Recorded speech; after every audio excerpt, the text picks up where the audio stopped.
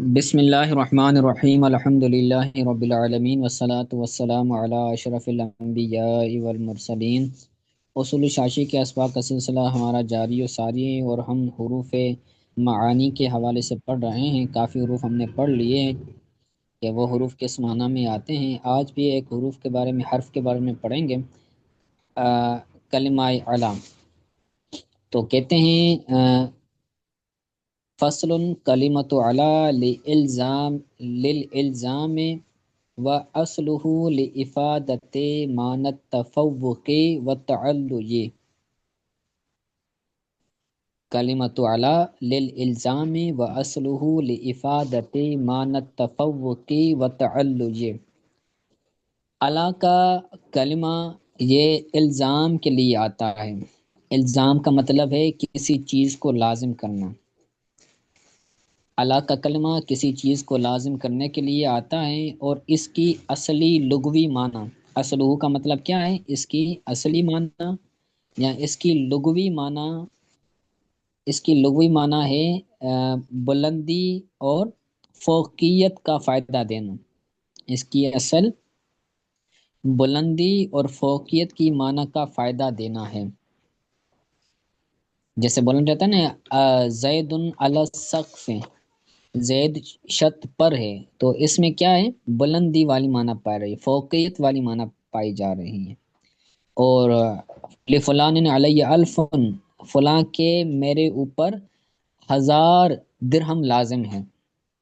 ٹھیک ہے، تو علی اس معنی میں فوقیت کی معنی میں بھی آتی ہے، اور تفوق اور تعلق کی مثال بھی میں نے آپ کو بیان کر دی۔ اب آگے بھی اس مثالوں کی وضاحت کریں گے۔ کہتے ہیں تعلی کا کیا ولیحا، معنی بتایا استاد جی؟ تعلی یہ تعالی سے ہے بلندی، دونوں اور کا سیم ہی فوقی؟ معنی ہے۔ فوقیت بھی بلندی کو کہتے ہیں، اور تعلی یہ بھی بلندی ہی ہوتی ہے۔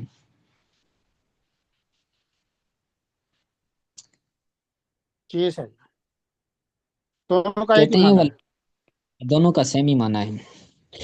وَلِهَذَا لَوْ قَالَ لِفُلَانٍ عَلَيَّ أَلْفٌ، اگر کسی بندے، اسی وجہ سے اگر کوئی بندہ کہے کہ مجھ پر فلاں بندے کے 1000 درہم ہیں، تو یحمل علی الدین، تو اس کو قرضے پر محمول کیا جائے گا، یعنی اس شخص پر 1000 درہم ہوں گے اس دوسرے شخص کے، کیونکہ قرض دینا یہ لازم ہے، تو یہ دین ہو جائے گا، قرضہ ہو جائے گا۔ اور اعلیٰ یہاں پر الزام کی معنی میں آیا ہے۔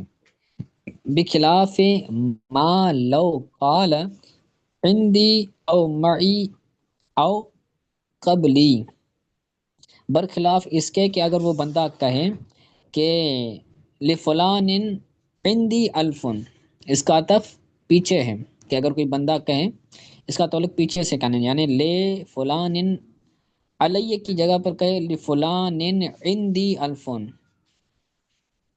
فلاں کے میرے پاس 1000 ہیں، تو اب اس میں الزام نہیں ہے، بلکہ اس میں قرضہ نہیں ہوگا، بلکہ دوسری معنی ہو سکتی ہے، کہ ہو سکتا ہے کہ اس نے عاریتاً دیے ہو پیسے، کہ میں ابھی آپ کو دیتا ہوں، بعد میں آپ مجھے واپس دے دیجیے گا۔ ہو سکتا ہے تحفہ دیا ہو، کہ میں یہ آپ کو 1000 درہم تحفہ دیتا ہوں، تو اس کی کا ہونا یہ لازم اور ضروری نہیں ہے۔ اسی طرح معی، میرے ساتھ فلاں کے 1000 درہم ہے، یا او قبلی، یا میرے مجھ سے پہلے 1000 درہم ہے فلاں کے، تو یہ الفاظ کہنے سے 1000 درہم لازم نہیں ہوں گے، لازم تب ہوں گے جب علیہ کہیں۔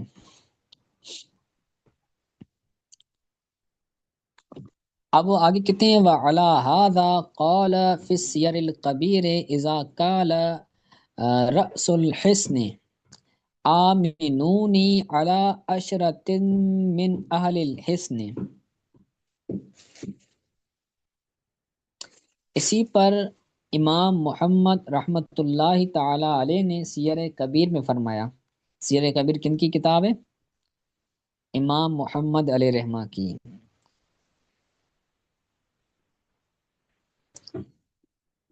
اسی وجہ سے یعنی اس معنی پر یعنی بلندی والی معنی، فوقیت والی معنی پر سیر کبیر میں فرمایا کہ اذا قال رأس الحسن، جب قلعے کا کوئی بڑا، راس کہتے ہیں بڑے کو، یا سردار کہہ لیں یا امیر کہہ لیں، امیر، قلعے کا امیر، حسن بولتے ہیں قلعے کو، یعنی جیسے پہلے جنگوں میں قلعے ہوتے تھے نا، جیسے خیبر کا قلعہ ہے، تو قلعے پہلے ہوتے تھے، ان کے اندر لوگ معصور ہوتے تھے، تو مسلمان جب غلبہ پا جاتے تو وہ اندر میں قید ہو جاتے ہیں، تو کہتے ہیں کہ جب قلعے کا امیر کہے کہ آمنونی علی عشرت من آل الحسن، کہ تم مجھے امن دو قلعے والوں میں سے 10 لوگوں پر،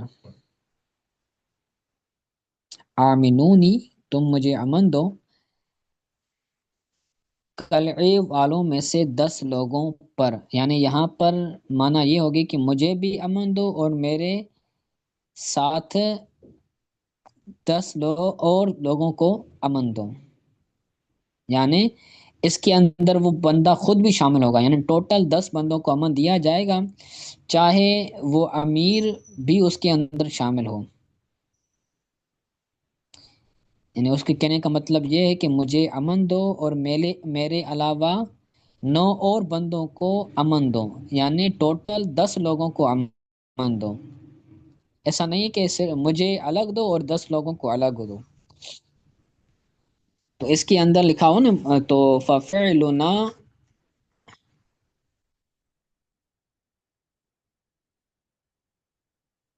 ففعلنا یہ فعل ہے، ففعلنا تو ہم نے ایسا کیا، یعنی ان کو امن دیا، یعنی آمنا ہو، ہم نے ان کو امن دی، ہم نے اس کو امن دیا 10 لوگوں کے ساتھ، یعنی وہ بھی 10 لوگوں کے اندر سوا تھا، تو کتنے فل عشرۃ سوا ہو، تو وہ 10 لوگ اس کے سوا ہیں۔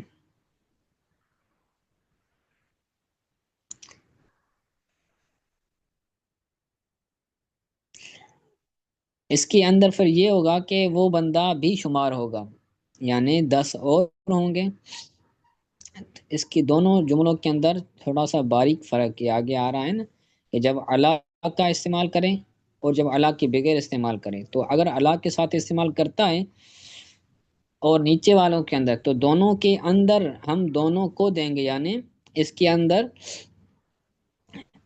10 لوگ اور ہوں گے اور وہ جو قلعے کا امیر ہے وہ بھی شامل ہوگا،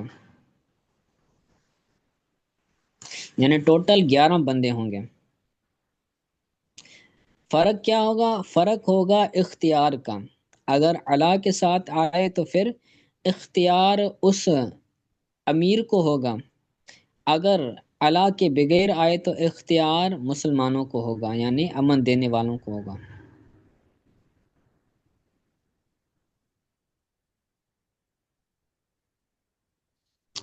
ٹھیک ہے، تو اس نے کہا کہ مجھے امن دو 10 لوگوں پر، قلعے والے 10 لوگوں پر، تو ہم نے کیا، یعنی اس کو ہم نے امن دیا اور اس کے علاوہ 10 اور لوگوں کو بھی امن دیا، تو فل عشرت سوا، تو جو 10 لوگ ہیں وہ اس کے علاوہ ہوں گے، وہ خیار تعین لہو، اور تعین کا خیار اس کو ہوگا، یعنی اب وہ بندہ قلعے میں سے 10 لوگوں کو جس کو چاہے وہ کیا کرے گا؟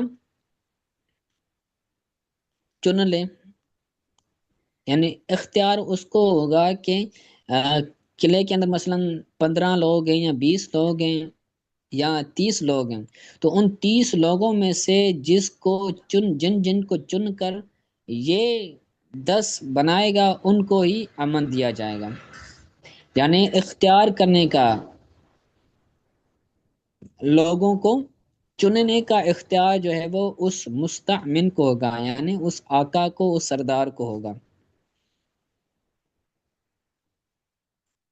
جب وہ اللہ استعمال کریں، اور اللہ کے بغیر آئے تو کیا ہوگا؟ کہتے ہیں ولو قال آمنونی وعشرتا،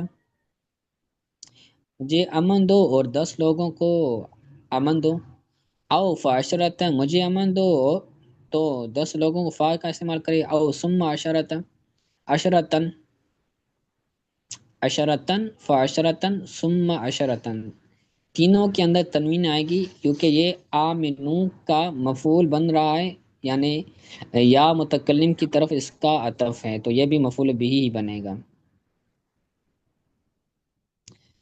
تو اگر وہ کہتا ہے کہ مجھے امن دو اور 10 لوگوں کو امن دو، تو اب کیا ہوگا؟ یہاں کہ مجھے امن دو پھر 10 لوگوں کو امن دو، ففعلنا، تو اگر ہم نے اس کو امن دیا، یعنی اس کو بھی امن دیا اور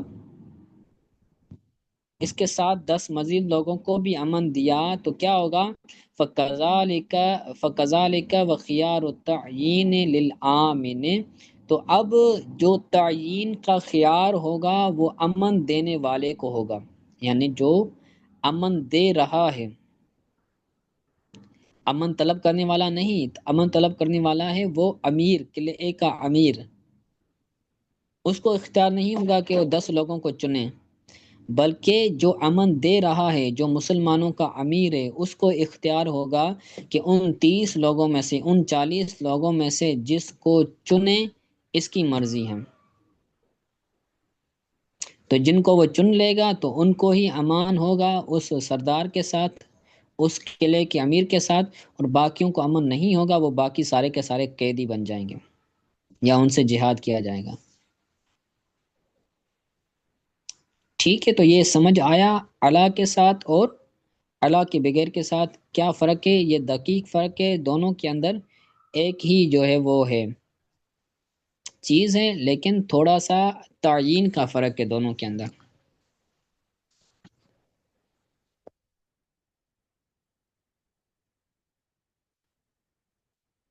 اس طرح جی۔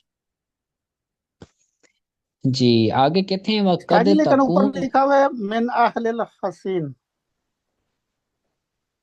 جی وخیار التعیینی للآمن، اوپر بریک لگا من اہل الحسین۔ جی، کہاں پر؟ خیار تعین کے اوپر؟ جی جی، جب آخری جملہ ہے جو۔ ہاں، یعنی من خیار یہ یہاں پر تو یہی ہے نا، یہاں پر یعنی جو قلعے کے اندر ہیں ان کو معین کرنے کا خیار، جو قلعے کے اندر ہے، اہل حسن کا مطلب کیا ہے؟ جو قلعے کے اندر ہیں ان کو معین کرنے کا اختیار امن دینے والے کو ہوگا۔ جی صحیح ہے، مسلمانوں کو ہوگا جانی۔ جی جی، جی صحیح ہے۔ اس کے بعد کہتے ہیں وقد، اب دوسری معنی بیان کرتے ہیں اس کی، کہتے ہیں وقد تکون علی بمان الباء، کبھی کبھار علی با کی معنی میں آتا ہے مجازن، مجاز کے طور پر، مجاز کے طور پر کبھی کبھار علی یہ با کی معنی میں بھی آتا ہے، حتی لو قال بعت هذا علی الف، میں نے، یہاں تک کہ اگر کوئی بندہ کہے کہ میں نے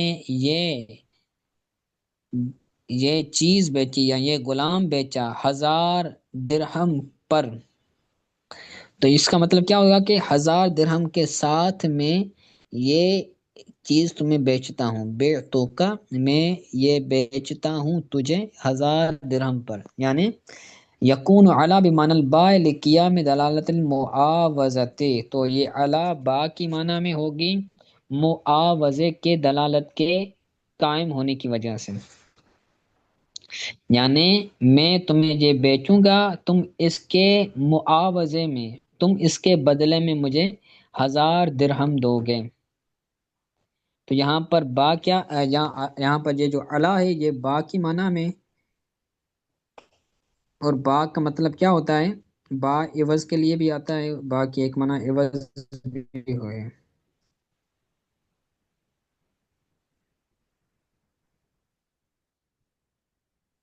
ٹھیک ہے، تو یہ مجازن ہے اور یہ کبھی کبھار ہوتا ہے، قد تکون آیا ہے نا، تو قد تقلیل کے لیے آتا ہے، کبھی کبھار ہوتا ہے۔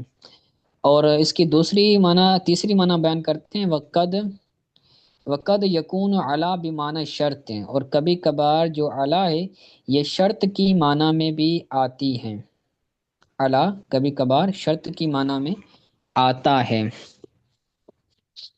تو کہتے ہیں اس کی مثال جیسے قال اللہ تعالی، اللہ تعالیٰ نے فرمایا یبایعنک علی اللہ یشرکن باللہ شیئا، وہ عورتیں آپ کی بیعت کریں۔ اللہ تبارک و تعالی حضور کے بارے میں فرما رہا ہے کہ اے محبوب، وہ عورتیں آپ سے بیعت کریں اس بات پر، اس شرط پر کہ وہ عورتیں اللہ کے ساتھ کسی چیز کو شریک نہیں کریں گے۔ اللہ یہ شرط کی معنی میں ہے، تو ترجمہ بھی وہی کریں گے کہ وہ عورتیں آپ کی بیعت کریں اس شرط پر کہ وہ عورتیں اللہ کے ساتھ کسی شے کو شریک نہیں کریں گی، یعنی وہ شرک نہیں کریں گی۔ تو یہاں پر اللہ کس کی معنی میں آیا ہے؟ شرط کی معنی میں آیا ہے۔ اب آگے کہتے ہیں وَلِهَذَا قَالَ ابو حنیفۃ رحمہ اللہ اذا قالت لزوجها طلقنی ثلاثا علی الف، اسی وجہ سے امام اعظم ابو حنیفہ رحمۃ اللہ تعالی علیہ فرماتے ہیں کہ اگر بیوی نے اپنے شوہر کو کہا، قالت لزوجها، بیوی نے اپنے شوہر کو کہا کہ طلقنی ثلاثا علی الف، تو مجھے 3 طلاقیں دو، 1000 کی شرط پر، 1000 کی شرط پر، 1000 درہم کی شرط پر تو مجھے 3 طلاقیں دو، یعنی تم 3 طلاقیں دو گے تو میں تمہیں 1000 دوں گی۔ صحیح ہے، تو اگر اس نے 1 طلاق دی تو اب 1000 درہم لازم نہیں ہوں گے۔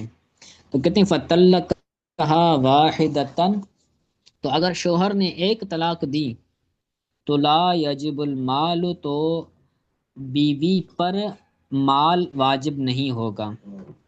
فَطَلَّقَهَا وَاحِدَةً، تو اس نے اس کو طلاق دی 1، تو اب بیوی پر مال واجب نہیں ہوگا، یعنی 1000 درہم لازم نہیں ہوں گے۔ کیوں؟ کیونکہ لِأَنَّ الْكَلِمَةَ ہَا هُنَا تُفِيدُ مَعْنَى الشَّرْطِ فَيَكُونُ الثَّلَاثُ شَرْطًا لِلُزُومِ الْمَالِ، کیونکہ الا کا کلمہ یہاں پر شرط کی معنی کا فائدہ دے رہا ہے، کیونکہ الا کا کلمہ یہاں پر شرط کی معنی کا فائدہ دے رہا ہے، تو 3 طلاقیں یہ مال کے لازم ہونے کے لیے شرط ہوں گی، یعنی 3 طلاقیں دے گا تو پھر مال لازم ہوگا، 2 دے یا 1 دے تو مال لازم نہیں ہوگا، 1000 درہم لازم نہیں ہوگا، کیونکہ شرط ہے 3 طلاقیں دینا، 3 طلاقیں دے گا تو پھر 1000 درہم لازم ہوگا۔ ٹھیک ہے، تو یہ اعلیٰ کی تیسری معنی تھی۔ تو اعلیٰ کتنی معنوں کے اندر آتا ہے؟ 3 معانی کے اندر آتا ہے۔ پہلی معنی ہے اس کی الزام کے لیے، اور الزام سے مطلب کیا ہے؟ کسی چیز کو لازم کرنا، اور دوسری معنی اس کی جو اصل معنی ہے وہ ہے بلندی اور فوقیت، ٹھیک ہے، اور تیسری معنی اس کی کیا ہے؟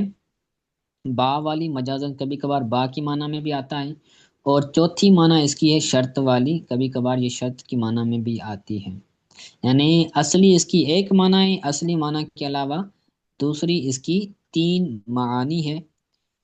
ٹھیک ہے، تو آج کے لیے اتنا سبق کافی ہے۔ آج کے سبق کے حوالے سے اگر کوئی بات سمجھ نہیں آئی تو پوچھ لیں۔